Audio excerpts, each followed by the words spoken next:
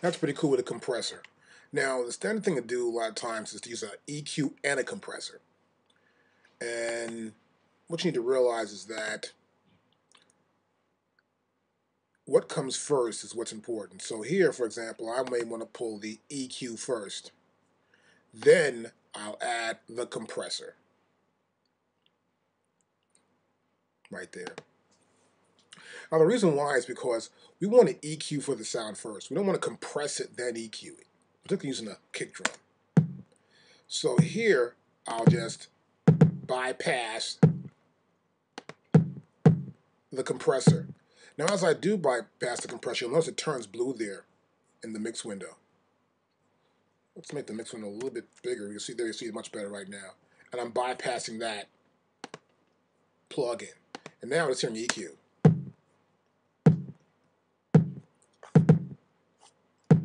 So I may want to take this, okay, I'll go back to, let's say, I may want to use a 4-band here. I want to do two things. I may want to, first of all, eliminate some sort of high end here. So I know I'm going to be here in the high end.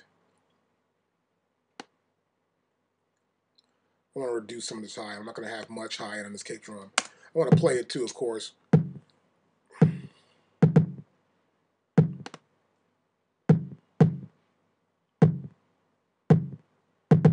Once I got enough punch to it, and it's not going to be very, very loud where I get this peak happening right here. So what I want to do, of course, is go back up here to view, rather go to track and go to clip all, and we're better. And so you want to EQ for the frequency you're trying to get first of all. So see here, I'm EQing somewhat, so I want to get it down.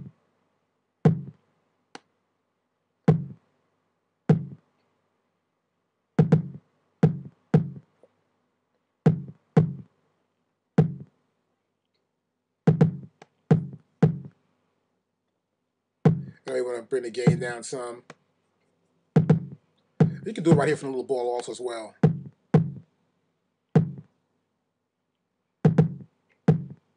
And I may want to get some of this really mid-rangey stuff, little noise in the mid-range here.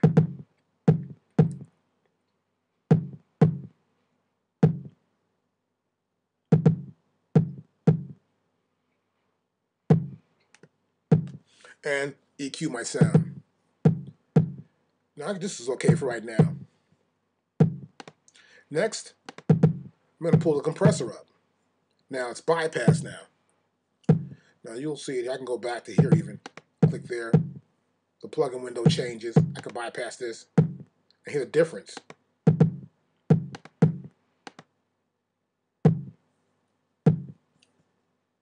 I prefer to hear it with the snare drum actually, so I have the time.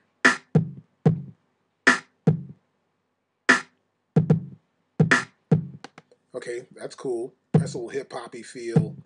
And I'll close that up. Now I'll go to compressor. Now compressor here, I'm going to pull what we had before earlier. I'm going to work with this tight kick. This will be real simple for us to do. So you tighten it up some more. So we actually EQ the kick drum first, because we want to find out what frequency that we want to bring out in the kick drum. Make sure it's heard properly. And it's in that frequency range for the kick drum. Next thing we do is we want to compress that frequency. So you want to put the EQ before the compressor in our inserts. Now here I can also change the gain, increase my attack. I want to increase the threshold level here a little bit. Increase my attack up a little bit more. Make a comparison to the kick drum.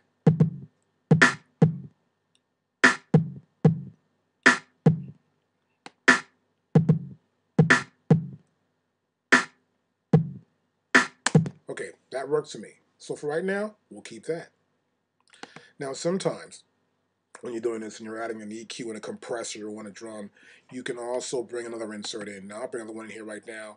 I'm going to go down to looking for something I want to probably use that might add a little, here we go, an enhancer.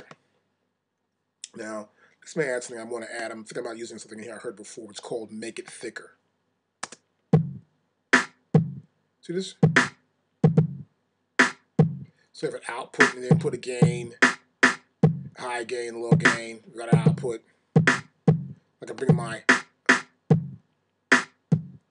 so you can change this. A little too dark though for me. So I can go back to the EQ. I may want to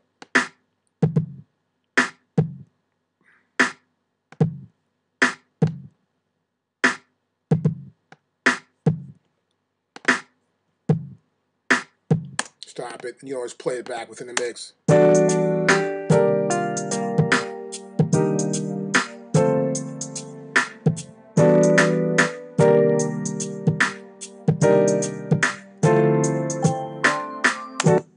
So you get an idea of how that EQ, your compressor, and any kind of effect you want to add after that sounds.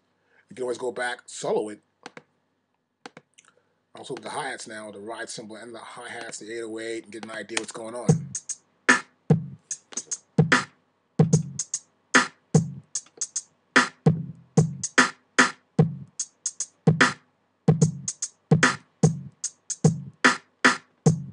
So I'll say, well, wait a minute. We'll pull some of this back.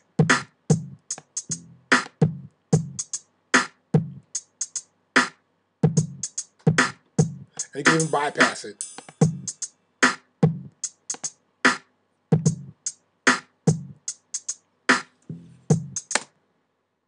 And you get an idea of what you want to use and what you don't want to use when using your compressor, an EQ, and an effect. So it's always the EQ before the compressor when using kick drum, because you want to actually compress the sound you're EQing for.